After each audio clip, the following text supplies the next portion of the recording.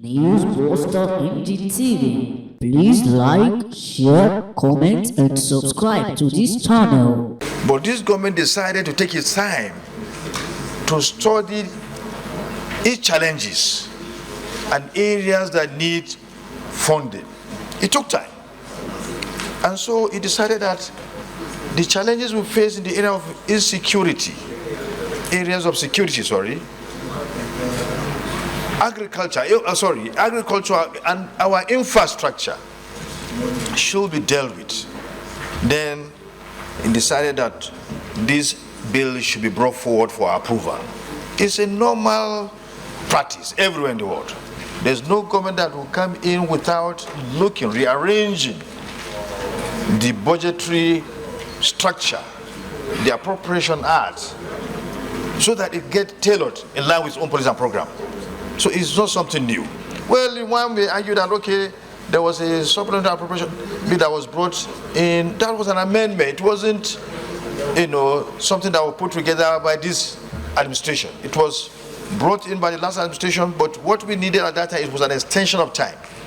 And the issue of oil subsidy removal came, facing us. And so certain amount of money was taken in order to deal with that matter. But this is the real supplementary appropriation bill for this administration. And highlight and support the second reading of this bill. A bill was brought today. The first question is it necessary and urgent? And the answer is yes. The second question is looking at the summary, and if our colleagues have a copy, should also look at the summary. This is the first time the capital expenditure of every budget in the critical sectors is more than the usual 40 or less than 40% that we have. If you look at the budget on defense, this is the first time we have more than 50% allocated to address the issues of security challenges we have. Mr. President, I firstly want to associate myself with the view that this budget be passed, be supported, and that these estimates be read for a second time. The first reason I have for supporting this is that from the briefings we have received so far, this budget, unlike a few others we have dealt with in these chambers, will not be funded from ways and means.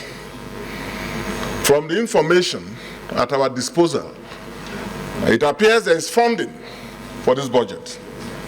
And this budget will be funded adequately, from what we have been told, from the foreign exchange differentials from the last budget till now, which is a good thing.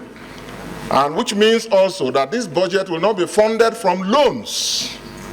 We will not be borrowing to fund this budget. And that, for me, and I believe a number of us, is a very critical issue.